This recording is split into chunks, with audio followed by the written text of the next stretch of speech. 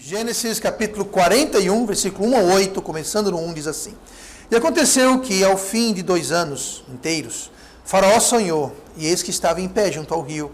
E eis que subiam do rio 7 vacas, formosas à vista e gordas de carne, e pastavam no prado. E eis que subiam no rio após elas outras 7 vacas, feias à vista e magras de carne, e paravam junto às outras vacas na praia do rio. E as vacas feias à vista e magras de carne comiam as 7 vacas formosas à vista e gordas. Então acordou o Faraó. E depois dormiu e sonhou outra vez, e eis que brotavam de um mesmo pé 7 espigas cheias de boas. E eis que 7 espigas miúdas e queimadas do vento oriental brotavam após elas. E as espigas miúdas devoraram as 7 espigas grandes e cheias. Então acordou o Faraó, e eis que era um sonho. E aconteceu que pela manhã o seu espírito perturbou-se, e enviou e chamou todos os adivinhadores do Egito e todos os seus sábios, e Faraó contou-lhes os seus sonhos, mas ninguém havia que lhos interpretasse. E vamos orar. Pai amado, obrigado pela tua palavra, que nós possamos agora aprender dela, que o Senhor possa me usar, me abençoar com o teu poder, e que o mesmo poder do teu Espírito possa nos ajudar a ouvir com fé, ouvir com poder e eficácia. Abençoe agora, nós pedimos em nome de Jesus. Amém. Muito bem, vamos então começar o capítulo 31 e nós vamos seguir o tema que nós traçamos aqui, vai ser quando Deus age. Quando Deus age. E na semana passada nós vimos que quem teve os sonhos foram o copeiro e o padeiro, que estavam presos com José na prisão. E eu mencionei semana passada como naquela ocasião, naquela cultura, naquela época no Egito, as pessoas tinham sonhos, então elas chamavam os adivinhadores e os sábios para interpretar os sonhos. E o padeiro e o copeiro que estavam na prisão estavam chateados e decepcionados e perturbados. Por quê? Porque tiveram um sonho, mas não tinha ninguém. Lá eles não podiam ir para o adivinhador, não podia ir para o sábio não podia ir para eles que eles estavam presos, então estavam lá meio que deprimidos. Aí Deus revelou o sonho para o copeiro e para o padeiro. E o padeiro, o sonho dele não era muito bom, ele ia morrer, de fato morreu, e do copeiro era um sonho bom, a interpretação do sonho que ele seria restituído, e de fato ele foi. Então aqui a gente vê que agora, depois de 2 anos inteiros, a Bíblia fala, o Faraó teve um sonho. E como era costume da época, ele teve um sonho, ele ficou perturbado com o sonho, o que foi que ele fez? Bom, versículo 8 fala: Aconteceu que pela manhã o seu espírito perturbou-se e enviou e chamou todos os adivinhadores do Egito e todos os seus sábios. Ele fez o que todo mundo fazia. Ele fez o que o copeiro e padeiro gostariam de poder ter feito na prisão, mas não puderam. Aí que entrou no caso José. Então aqui ele estava fazendo o que todo mundo fazia naquela época, buscar a interpretação lá de um adivinhador, de um sábio, de alguém que pudesse dizer o significado daquilo. Mas aqui, a partir do capítulo 41, depois que José passou por tudo isso, é que Deus começa a agir na vida dele de forma especial. Na realidade, Deus sempre esteja agindo na vida de José. A gente às vezes pode não enxergar, ver, entender, compreender o como e se Deus está de fato trabalhando, operando, mas Deus está. E mesmo que a gente não perceba, a gente não enxergue, a gente não entenda, Deus está sim trabalhando e operando. Mas só agora é que fica claro aos olhos humanos. Só agora que a gente vê realmente Deus começando a se mexer. E antes José poderia ver Deus se mexendo, mas só quando a gente olha pelos olhos da fé. Por isso que é importante a gente ter fé, porque com os olhos humanos, muitas vezes a gente não enxerga as coisas. A gente, usando a visão, o raciocínio, a lógica humana, muitas vezes a gente não vai enxergar Deus tão claramente. Mas quando a gente olha pelos olhos da fé, então a gente entende com mais clareza. Mas fica difícil a gente enxergar algo aqui. No capítulo 41 de Gênesis e o capítulo 37 de Gênesis, ou seja, quando a gente começa a estudar, ou quando José entra em cena, no capítulo 37, até aqui o capítulo 31, vocês sabem quantos anos se passaram? 13. Nossa, pastor, 4 capítulos, 13 anos? Pois é, a gente às vezes você pode ler 4 capítulos rapidinho, coisa de 40 minutos, você lê, ou menos, você lê 4 capítulos. Agora, você tem que parar para pensar que, às vezes, não passou 40 minutos na vida daquele personagem. E nem passou nem uma semana, nem um dia, nem um mês, nem um ano. Foram 13 longos anos que se passaram aqui. Como é que a gente sabe disso? Bom, lá em Gênesis 37, versículo 2, a gente sabe quando ele entra nessa história toda, a gente sabe que José tem 17 anos. Fala assim em Gênesis 37:2. Estas são as gerações de Jacó. Sendo José de 17 anos, apacentava as ovelhas com seus irmãos. Então, quando ele entra na história, ele tinha quantos anos? 17. Então, a gente vai começar a contar a partir de 17. Depois, ele ficou preso, a gente sabe que ele ficou preso, por muitos dias, lá em Gênesis 40. Pula para 40, ele foi aquela questão que estava apacentando com os irmãos não gostavam dele, odiavam ele, aí venderam ele, aquela coisa toda. Aí passaram esses 2 capítulos, a gente lê no versículo 4 de Gênesis 40, o seguinte: e o capitão da guarda pô-los a cargo de José para que servisse, e estiveram muitos dias na prisão. Então ele passou muitos dias, a Bíblia não fala que são muitos. Agora a gente vai entender quantos muitos são daqui a pouquinho. Passaram muitos dias. Aí depois a gente vê que depois da interpretação do sonho do copeiro e do padeiro, passaram-se 2 anos, porque nós lemos hoje, acabamos de ler o versículo 1, que diz: aconteceu que ao fim de 2 anos inteiros, Faraó sonhou, e eis que estava em pé junto ao rio. Então a gente sabe que ele tem 17 anos, ele passou muitos dias preso, e depois da interpretação do sonho, até do padeiro e do copeiro, até Faraó ter o sonho dele, passaram-se 2 anos. Então a gente está falando de anos aqui. Fala muitos dias, mas não estamos falando de dia, estamos falando de anos. Tá? Agora, se a gente pular para o versículo 46 do capítulo 41, a gente vai ver o que está escrito. Depois que Faraó chama José, José interpreta o sonho de Faraó, e Faraó promove José. Diz assim o 46, o versículo 46 de Gênesis 41. E José era da idade de 30 anos. Uau, que pulo. Então veja bem, ele começa com 17 anos, lá em Gênesis 37. No capítulo 41, quando começa essa narrativa do capítulo 41, ele está com 30 anos. 30 anos, gente. Ele passou 30 anos. Quer dizer, passou não, ele tinha 30 anos. Então, se você subtrair 30 de 17, foram 13 anos entre ele ser vendido para Potifar, o tempo que ele passou na casa de Potifar, que nós não sabemos. Não foi pouco tempo, porque teve que ter tempo para Potifar reconhecer e perceber as características nobres e divinas que José tinha. Que ele percebeu que tudo que ele fazia prosperava, e ele promoveu. Então não foi que ele chegou num dia, no outro dia ele promoveu ele. Então ele passou algum tempo, meses, talvez 1 ano, nós não sabemos. Aí ele foi preso por muitos dias, aí passaram-se mais 2 anos, mas tudo junto são 13 anos que se passaram. Agora, quantos são os muitos dias não sabemos, mas provavelmente a maior parte desses 13 anos ele passou preso. Então veja bem, não é que ele passou 6 meses, 2 meses, ele passou anos. Fica muito difícil você enxergar com os olhos da fé quando você foi injustamente acusado, você é inocente, não fez nada de errado, e você está anos. E se você pensar que, se não foi a cadeia, ele passou na escravidão, então ele passou entre cadeia e escravidão 13 anos da vida dele, quase a metade da vida dele, até aquele ponto ele passou ou em escravidão, que não é nenhuma festa, mas pelo menos ele tinha uma certa posição, e Deus falou que ele era próspero, ou preso. Mas até na prisão ele prosperou, ele foi colocado encarregado, então ele devia ter alguns privilégios, mas estava preso. Então, depois de tudo isso que ele passa, de uma hora, literalmente, de uma hora para outra, 13 anos passaram de escravidão e prisão, e de uma hora para outra, Deus tira ele de ser um prisioneiro para ser o primeiro ministro da nação mais poderosa do mundo naquela época. E uma questão de, não foi nem 1 hora, foi provavelmente menos do que isso.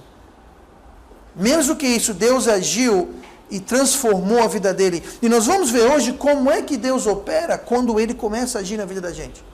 Se você quer Deus agindo na sua vida, nós vamos ver agora, aqui do capítulo 41, algumas características de como Deus age. E se nós sabemos como Deus age, nós podemos cooperar com Deus para que ele haja mais rápido. Esse domingo passado agora, nós falamos sobre, domingo à noite, sobre a receita da solução de Deus. E uma das coisas que nós falamos era da questão de ter paciência. Era a questão de a gente ter paciência e não esperar sempre que o problema se resolva da noite para o dia. Aí você fala, exatamente, pastor, mas aqui nós estamos vendo o oposto. Mas você tem que ver que a solução veio rápido, mas ele passou 13 anos. No domingo também mencionei que Deus usa os problemas para o quê? Para nos moldar, nos ensinar, nos fortalecer. Quando José havia aprendido e passado por tudo que ele precisava, Deus falou, ok, chega. Agora está na hora de eu agir. Se nós cooperássemos com Deus, se nós não resistirmos Deus, sabe o que acontece? O problema passa mais rápido. A gente aprende a lição, a gente deixa Deus nos transformar, deixa Deus nos moldar, para que nós possamos então ir para o próximo passo. Agora, quando a gente resiste Deus, aí a coisa complica. Agora, veja bem, aqui era José. José do Egito, um dos grandes heróis da fé. Um exemplo, um retrato de Cristo. Precisou passar 13 anos entre escravidão e cadeia. A gente não tem o luxo de resistir a Deus. Nós não podemos nos dar o luxo de contrariar e ficar resistindo e teimando. Porque sabe uma coisa? Quem vai ficar na escravidão e na prisão somos nós. Então nós temos que cooperar. Então vamos ver aqui como é que Deus opera, como é que Ele trabalha. Então olhe comigo no capítulo 41 e no versículo 14, que diz assim: Então mandou o faraó chamar José, e o fizeram sair logo do cárcere, e barbeou-se, e mudou as suas roupas, e apresentou-se a faraó. A primeira coisa que Deus faz, quando Ele começa a agir, é que Deus liberta. Deus liberta. Aqui nós estamos vendo que José estava no cárcere, e no outro instante, ele barbeou e mudou de roupa, indicando o quê? Que ele devia estar lá embaixo todo descabelado, todo barbudo, todo mal cheiroso, roupa toda velha. Tipo assim, alguém como o... Não, tipo lá. Então tá todo mundo meio... Aí que foi que ele fez? Deus libertou ele, aprontou ele, cortou o cabelo, fez a barba, tomou um banho, passou perfume, botou uma roupa nova. Que mudança! Faziam anos que José não tinha esse luxo. E fora ele saiu da prisão. Então veja bem, problemas, empecilhos, dificuldades, todas essas coisas, pecados, hábitos, coisas que nos prendem, problemas que nos enlaçam,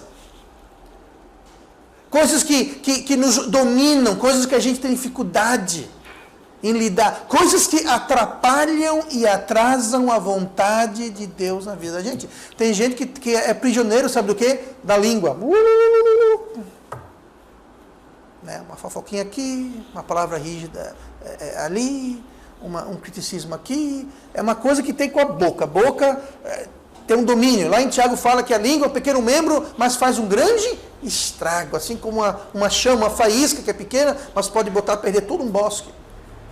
Outras pessoas têm outros pecados, outros hábitos, pode ser preguiça, pode ser inveja, pode ser, enfim, não falta exemplos. Mas são coisas de que nós vamos precisar ser libertos dessas coisas. Porque se Deus não nos tirar da cadeia, da prisão, do cárcere desses empecilhos, problemas, pecados, dificuldades, a gente vai ficar preso. Deus tinha um plano para a vida de José, era ser o segundo do Egito, primeiro-ministro. Acima dele só tinha um faraó, que era o rei. Mas para chegar lá, para chegar a tão alta posição, havia todo um processo que ele precisava passar, ele precisava ser moldado e transformado. Mas quando a preparação está pronta, Deus faz o quê? Ele liberta. Como é que José do Egito, conhecido como tal, como é que ele ia ser o primeiro-ministro se ele estava preso? Ele tinha que sair dali. Era improvável. Provavelmente desesperançoso José estaria já anos e anos, esquecido pelo copeiro que saiu de lá, que ele falou, não esqueça de mim. O que foi que ele fez? Esqueceu. Deus, ele é arquiteta, Deus aproveita esses problemas para nos preparar. Lá em Romanos 8, 28, fala assim, e sabemos que todas as coisas contribuem juntamente, em conjunto, com uma sinergia, para o bem daqueles que amam a Deus, daqueles que são chamados segundo o seu propósito. Tudo coopera para o bem. Olha, a nossa libertação pode vir, instantaneamente, literalmente, de uma hora para outra. Foi o caso de José. Agora entenda, ele passou por 13 anos onde ele passou por maus pedaços. Mas de uma hora para outra, ele não tinha um dia marcado, hora marcada, de uma hora para outra, ele simplesmente estava preso um instante, no outro instante estava todo arrumado na presença de Faraó, interpretou o sonho de Faraó e foi promovido para o primeiro-ministro do Egito. Então, ele estava preso e num instante. Então, quando a gente está preso, olhando para cima e não vê uma luz, não vê um sinal, não vê o fim do túnel, lembre-se disso. Gente, pode ser que você não vê o fim do túnel, a luz no fim do túnel, porque tem uma curva. E você não sabe que às vezes você está bem pertinho da curva, mas se você desistir, se você desesperar, se você dar para trás, se você parar, você nunca vai dar aquela curva e está bem ali a saída do túnel. Está bem ali, mas você desistiu. Então a saída pode ser repentina. Deus lhe liberta. Não importa qual o problema, qual a dificuldade, qual a condição. A gente pode estar numa situação que a gente não sabe para onde correr. Deus sabe o seu nome, seu endereço, onde você mora, o seu problema. Ele sabe. Agora aqui, a condição para Deus libertar, a gente vê em Romanos 8, 28. Todas as coisas contribuem para o bem daqueles que, número 1, amam a Deus, e 2, chamados segundo o seu propósito. Se você ama Deus e está respondendo ao chamado dele para a sua vida, então tudo o que acontece, bom ou ruim, juntamente vai ser para o seu e para o meu bem. Se você ama Deus e quer fazer a vontade dele, está sendo chamado segundo o seu propósito. Se a gente quer cumprir o propósito de Deus para as nossas vidas, e nós o amamos, tudo, bem e ruim, você pode ir preso, faz parte do plano de Deus. Houveram episódios da minha vida que eu olhava assim e falava, Deus, por que isso está acontecendo? Por que isso aconteceu? Passado uma coisa, fazia parte do bem para mim. Fazia parte do bem. Por quê? Porque eu amo Deus, eu quero fazer o seu propósito para a minha vida. E de fato, depois que passa o aperreio, você olha para trás e diz assim, por isso que eu precisei passar por aquilo. Deus estava nos preparando, nos moldando para a sua vontade, para a sua vocação. Agora, temos que estar dentro do seu propósito. Fora do propósito de Deus, nós estamos por nós mesmos. Fora do propósito de Deus, a gente não sabe que o que acontece é para o nosso bem. Por isso que é tão bom estar bem no meio da vontade de Deus, em obediência a Deus, porque vem o que vier, podemos ter a certeza absoluta que aquilo vai ser para o meu bem. Agora, quando eu estou fora da vontade de Deus, e aí? Eu devo estar preocupado com isso? Isso vai ser para o meu bem ou vai ser para o meu mal? A gente não sabe. Nós não sabemos, nós precisamos estar dentro do propósito e da vontade de Deus. Aí então Deus vai nos libertar. Ele precisa nos libertar para que nós possamos ser o que Ele quer que nós sejamos. Senão ficamos presos. Presos no pecado, presos nos nossos hábitos, presos nas nossas fraquezas, presos nas nossas limitações. E nós temos que voar. Nós temos que subir e além de nós mesmos. E Deus só pode fazer isso quando nós submetemos a Ele. Olha comigo no versículo 25. Outra coisa que Deus faz. A primeira coisa que Ele faz é o quê? Ele liberta. Tem que libertar. A segunda coisa que Ele faz, Deus revela. Olha o 25. Então disse José a Faraó, o sonho de Faraó é um só. O que Deus há de fazer, mostrou a Faraó. Ninguém revelou a José, ninguém não. Deus revelou a José o que ninguém havia revelado para Faraó. Lembrando, a gente leu que Faraó chamou todos os adivinhadores e os sábios do Egito. Lembrando que o Egito era a potência, seria a potência mundial da época. Tudo de moderno, tecnológico, tudo de bom e melhor, era no Egito. Então, chamou todos os homens, os mais sábios, os adivinhadores, os famosos, mas ninguém pôde revelar para Faraó qual era o problema. E existem coisas importantes em nossas vidas que ficam ocultas e escondidas até Deus revelar. Coisas que nós não entendemos, coisas que ficam escondidas. Agora veja bem, foi justamente quando Deus revelou, quando Deus mostrou estas revelações, essas verdades para Faraó, que aconteceu o que com ele? Ele foi solto. A revelação de Deus tirou José da prisão. A revelação de Deus, a revelação de Deus é o quê? É verdade. De fato, não houve 7 anos de fome. Não houveram 7 anos de fartura. De fato, a recomendação de José não foi seguida e aquilo consolidou o poder do faraó e salvou a nação do Egito e do povo de Deus. Tudo isso porque foi revelado a verdade. A Bíblia fala, conhecereis a verdade vos libertará. Foi exatamente isso. O que foi que libertou José? A verdade. A verdade. Então Deus vai revelar, ele foi libertado, exaltado, o prosseguimento do plano de Deus para José foi colocado em ação depois que foi revelado. Então Deus ele revela, Deus ele mostra. Se Deus não mostrar, se Deus não revelar as coisas ocultas que só Deus sabe, só Deus pode mostrar, então a gente vai ficar cego e no escuro. E se a gente está cego e no escuro, como é que a gente vai andar? Como é que a gente vai enxergar onde devemos caminhar, o que devemos fazer? Muitas pessoas, através dos anos aqui, e muitas vezes antes também do ministério aqui em Maceió, vieram para mim e perguntaram para mim, o que Deus quer para mim? Eu não sei. Eu não sei o que Deus quer para você. Eu tenho ideia do que Ele não quer para você, mas saber exatamente o que Ele quer para você, eu não sei. E Deus sabe. E Deus, Ele quer revelar. Deus, Ele quer mostrar. Porque nós só podemos caminhar se houver entendimento. E eu entendo que às vezes nós temos que caminhar pela fé. Nós temos que seguir a Deus mesmo sem saber o próximo passo, mesmo sem entender o próximo passo. Mas a Bíblia fala, no Salmo 110, versículo 11, que aqueles que cumprem os seus mandamentos têm bom entendimento.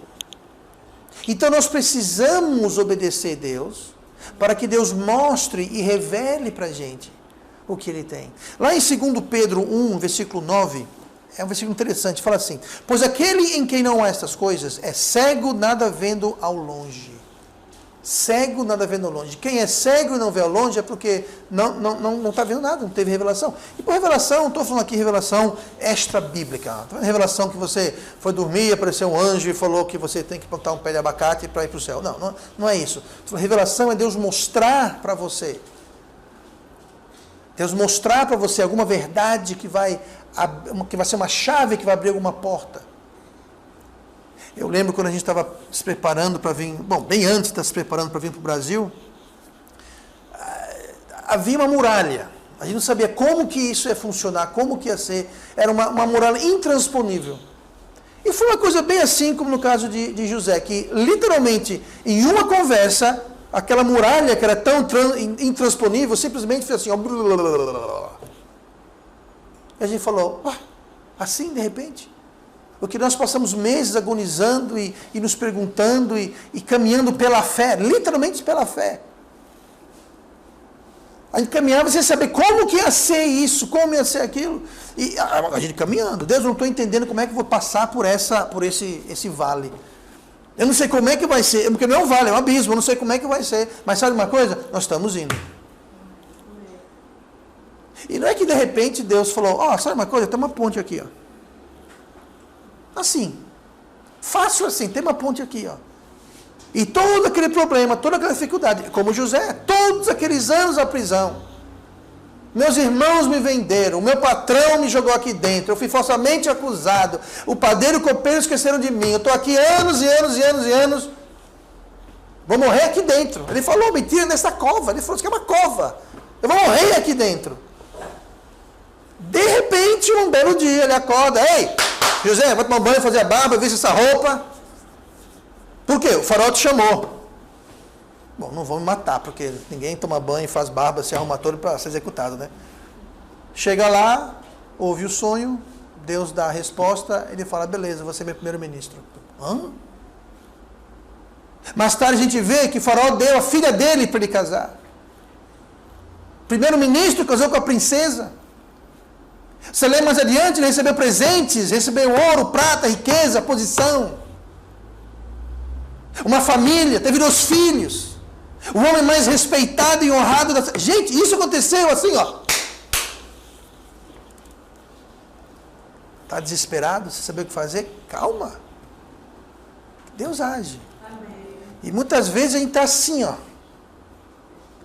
Eu já vi tanto crente chegar assim, ó. Na época eu não sabia. Eu não sabia que eles estavam assim. Como é que o senhor sabe que eles estavam? Porque depois você vê, olhar para trás e você fala, olha, está tão perto. Depois olhando para trás, você fala, estava tão perto. Se tivesse ficado só um pouquinho mais, perseverando um pouquinho mais, sendo fiel um pouquinho mais. Mas perderam o trem. Agora, para obter essa revelação, pois aquele que não é estas coisas é cego, nada vendo ao longe, você não vê ao longe, você só vê amanhã.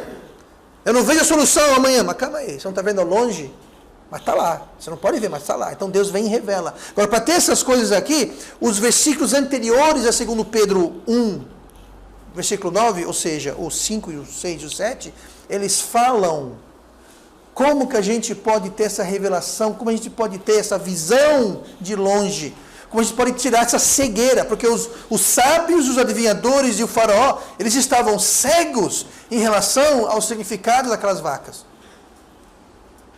Eles estavam sem saber, estavam cegos. E aqui está dizendo, 2 Pedro 1,5, e vós também pondo nisso mesmo toda diligência, ou seja, diligência é esforço. Você e eu precisamos nos esforçar, colocar diligência. Para quê? Acrescentai a vossa fé. Essa fé está se referindo, se você ler anteriormente, à salvação. Você foi salvo? Amém, aleluia, glória a Deus. Mas a sua fé, você precisa acrescentar, veja só, acrescentar, somar, adicionar.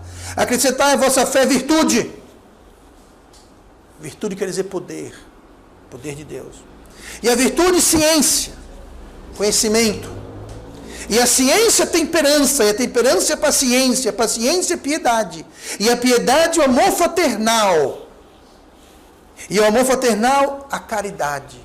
Caridade é o amor ágape, amor fraternal é o amor philos. É para acrescentar os dois tipos de amor. Então entenda, aí continua. Pois, aquele em que não há estas coisas, que coisas? Fé, virtude, ciência, temperança, paciência, piedade, amor fraternal e caridade.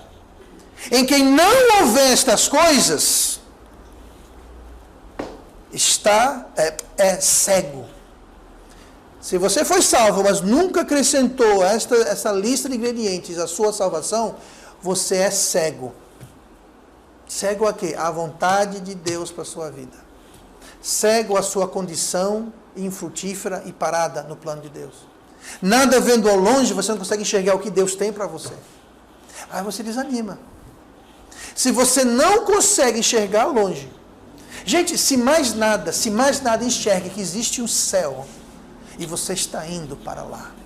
Se mais nada nessa vida, entenda que existe uma nova Jerusalém, um novo céu, uma nova terra, que você é comprado pelo sangue de Cristo e que você está indo para lá. Entenda? Se mais nada. Mas o crente que não acrescenta essas coisas, ele é cego, nada vendo ao longe, ele só vê o hoje e o amanhã.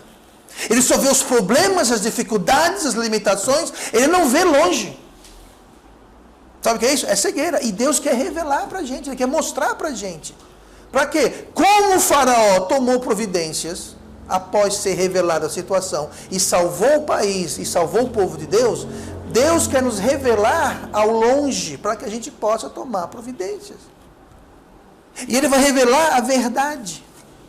Olha, essa receita, ela é infalível. Tem outra narrativa na Bíblia, muito parecida com essa, lá em Daniel. Daniel capítulo 2, versículo 46. Parecido. Naquela ocasião, não era mais Egito, que era a nação dominadora da terra, o grande império do mundo, era a nação do Nabucodonosor, Babilônia. E Daniel, judeu, foi levado para a corte babilônica, e lá a mesma coisa.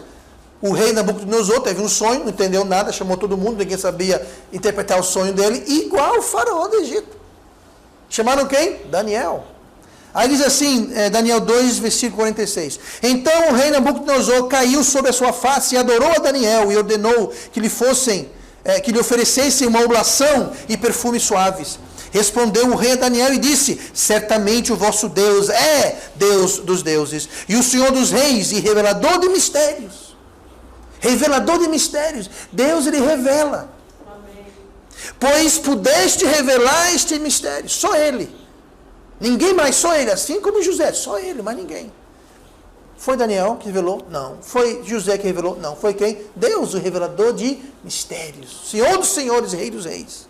Então o rei engrandeceu a Daniel. O que fizeram com José? Ele foi engrandecido, igual a Daniel. E lhe deu muitas e grandes dádivas, e pôs por governador de toda a província de Babilônia, como também o fez chefe dos governadores sobre todos os sábios de Babilônia. Mesma coisa, fora o imperador Nabucodonosor, Daniel. Fora o faraó, José. Por quê? Porque Deus revelou mistérios. Deus revelou verdades. A verdade que foi revelada a Nabucodonosor está se cumprindo até hoje.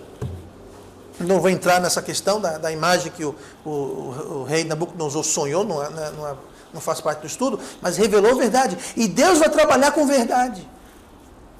Deus sempre vai revelar verdade. Agora, nós temos que encarar essa verdade e não rejeitar a verdade, porque Deus trabalha com verdade. Olha o versículo 30, Gênesis 41, onde mostra que Deus trabalha com verdade. E depois deles levantar-se-ão 7 anos de fome, e toda aquela fartura será esquecida na terra do Egito, e a fome consumirá a terra. Naquela época era muito comum, eles matarem o mensageiro de más novas.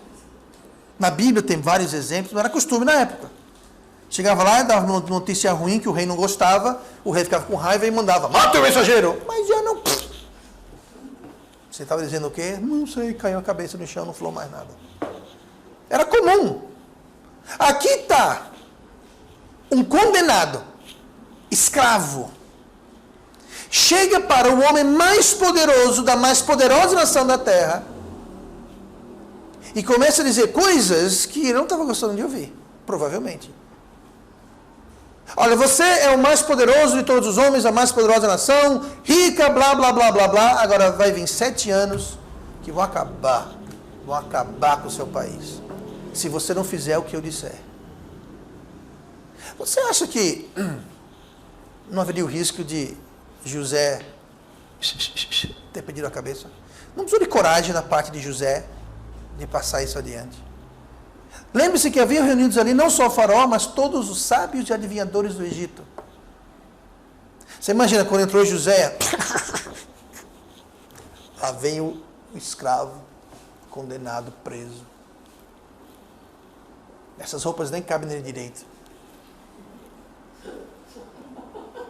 Não, pense, ali tinha todos os ministros, os sábios, todo mundo muito importante ali.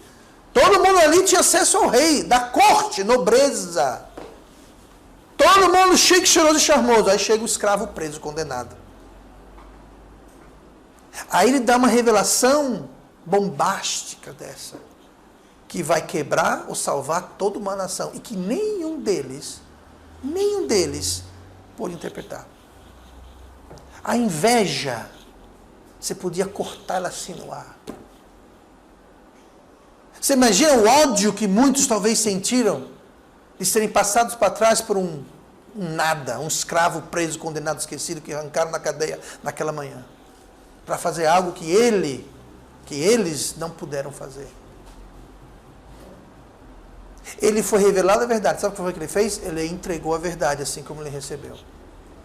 Como é que a gente encara a verdade? Muitas vezes a gente não gosta da verdade, porque às vezes a verdade dói. A verdade dói. Gente, se você olha no espelho, se não gosta do que você está vendo, não vai quebrar o espelho. Não vai quebrar o espelho. Não quebrar de que a pessoa é feia demais, mas de quebrar. Mas eu nem preciso quebrar, ele quebra sozinho. Não é isso que eu estou falando. Gente, se você olha no espelho e você não gosta do que você vê, então você tem que mudar a reflexão, não quebrar o espelho. Se Deus traz a verdade, o que a humanidade faz, ela quer mudar a verdade.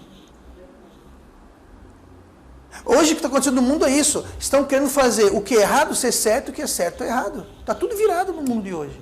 É justamente isso, é não encarar a verdade. É querer mudar a verdade, é recusar a verdade, é querer deturpar a verdade.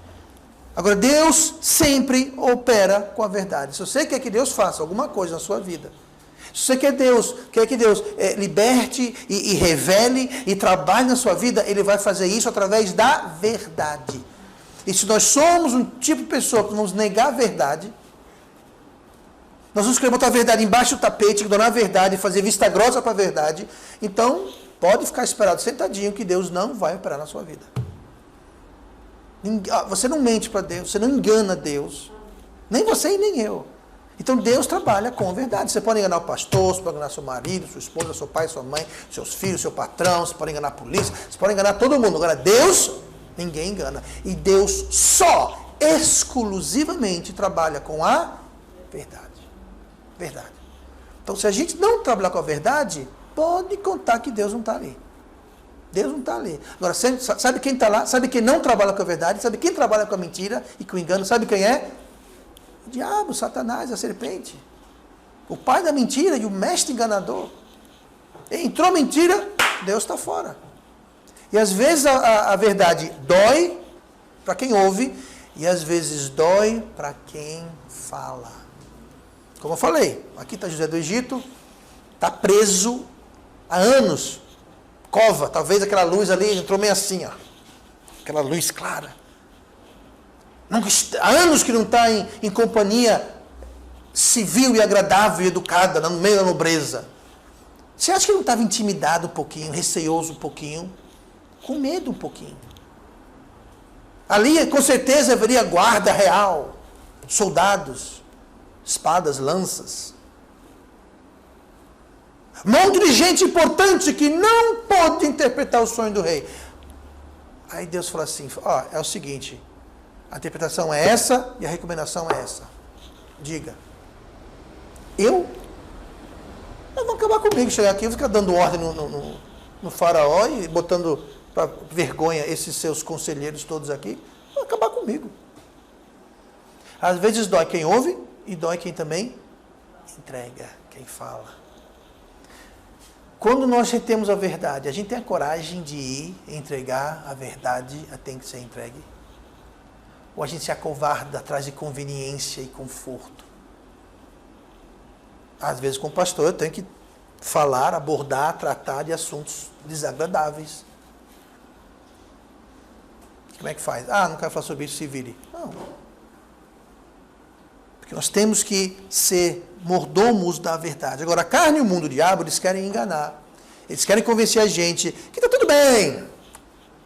Apesar do pecado, apesar do erro, está tudo bem, vai tudo dar certo.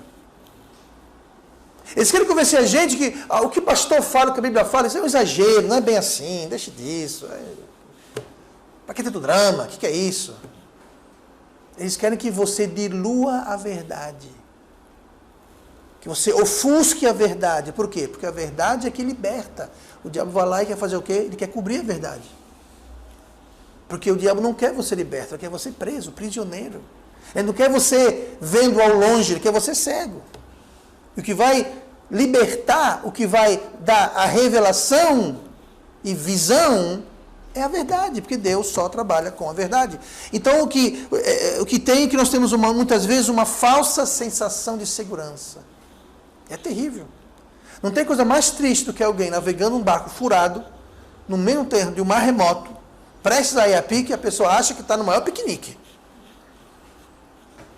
A vida está por um triz. Perigo está enorme. A pessoa acha que está tudo certo, acha que está no maior piquenique na praia, maior passeio, está tudo legal. Coisa mais triste do mundo. Sabe o que é isso? É alguém que não está trabalhando, aceitando, abraçando, recebendo a verdade. E, consequentemente, Deus não liberta. E Deus não revela. E a pessoa fica atolada, presa, amarrada. Se Faraó não fosse avisado da verdade, ele não teria tomado as providências que tomou e não teria salvo a nação dele. E o povo de Deus, que também foi salvo, lembrando disso. A princípio, tudo aquilo foi para o Egito. Só que lá longe, a gente lê mais tarde que Jacó ouviu falar que tinha comida no Egito e mandou seus filhos. E aí nós vamos ver isso mais tarde, esse outro lado da história. Mas você vê, Deus fez com que o povo dele fosse alcançado, porque haveria uma fome naquela terra. Então nós precisamos ouvir e dar atenção aos avisos. O faraó foi avisado, vai vir uma grande fome, você tem que fazer assim, assim, assim, assim, assim. Nós temos que dar ouvidos à verdade, à Bíblia, à pregação sobre os perigos, as dificuldades da vida, do pecado, da rebeldia. O pastor fala que foi rebelde e vai... Ok, então não tem problema, faz como Faraó. Faz como Faraó, ignore, não junte durante os 7 anos as vacas gordas, não junte, não guarde um quinto, como Deus mandou fazer, não guarde o quinto, torre tudo, para quando vier 7 anos de fome, não reclame. Sua nação, de ser a mais poderosa, ia ser destruída. E aí, quando Deus vem e avisa a gente pela pregação, pela palavra, a gente vai ouvir, ou a gente vai fazer assim, tapar os ouvidos e deixar passar em branco? Sabe que uma coisa? Jesus, a maior parte do ministério dele foi avisando as pessoas. Avisando sobre o inferno, avisando sobre o juízo, avisando sobre o pecado. A maior parte do ministério de Jesus na terra foi avisar, e avisar com a verdade. Ele nunca passou açúcar, nunca diluiu a verdade.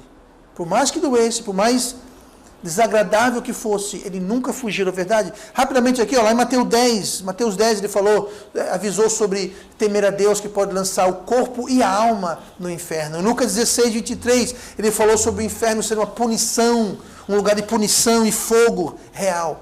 Ele falou em Mateus 7:22 sobre como a religião cega as pessoas e as leva para o inferno. Ele falou em Lucas 16:23 sobre a inutilidade da oração no inferno. No inferno tem gente orando para Deus, mas Deus não está ouvindo aquela oração. Clamando a Deus. Lembra o homem rico em Lucas capítulo 16? Ele falou para Abraão, manda Lázaro botar uma gota de água na minha língua. Ele falou, não, nem eu, nem vou, não posso ir para isso, não pode vir para cá, não tem o que fazer. Esse homem rico, até hoje, não teve uma gota d'água na língua dele. Aquilo não era parábola, não era uma história. Ali fala, morreu o homem rico e morreu Lázaro. Era um homem rico, só que não deu o nome dele, tá, por questões éticas, mas deu o nome para Lázaro. Você não vê parábola com nome. Parábola não tem nome. Aquilo não é uma parábola, aquilo é um fato. Ocorreu. E de fato havia um homem rico, havia um homem pobre que vivia na porta desse homem. De fato os dois morreram, de fato os dois foram para o Hades, que é o inferno. Naquela época tinham 2 infernos, o inferno paraíso de um lado e outro de sofrimento. No paraíso tinha Abraão e Lázaro, que estavam lá no paraíso. É só ler Lucas 16 você vê isso. E o homem rico estava em tormento nas chamas. É real, acontece. A gente lê também em Lucas 16, que é um lugar de tormento. Por que Jesus falou tanto sobre o inferno? Porque existe, gente. Por que José avisou sobre os 7 anos de seca e fome? Porque ia vir 7 anos de seca e fome. E se a gente sabe, se Deus revela, se Deus mostra, a gente pode fazer alguma coisa a respeito, mas se a gente ignora, se a gente não quer nem sequer ouvir, dar ouvidos ou seguir, então não reclame quando vier a seca. De um jeito ou de outro, vai vir a seca, vai vir a fome, vai vir a necessidade, vai vir a carência, vai vir o sofrimento, vai vir a dor, a decepção, vai vir. Então quando Deus mostra, quando Deus revela, haja. Porque você esperar que Deus trabalhe na sua vida, na minha vida, e a gente ignorar a verdade, recusar a verdade, então espere sentado, porque vai demorar. Vai demorar até a gente ouvir a verdade. Então se Deus trabalha em nossas vidas, vai ser com verdade. Então não fuja. Não maquine, não maquie, não camufle. Porque por mais que a gente faça, a gente não esconde nada de Deus. Como eu falei, pode enganar o mundo e todos nele, mas não a Deus. Resumindo, que a hora já está avançada. Pode demorar muito, pode demorar pouco, mas quando Deus age em nossas vidas, é dentro dos parâmetros que Ele escolhe. A saber, nós vimos hoje, vamos ver mais algumas dessas coisas semana que vem, mas hoje nós vimos que Ele liberta, Ele revela, e Ele sempre trabalha com a verdade do que nós precisamos abraçar. E vamos orar. Pai amado, obrigado pela Tua palavra, que possamos abraçar.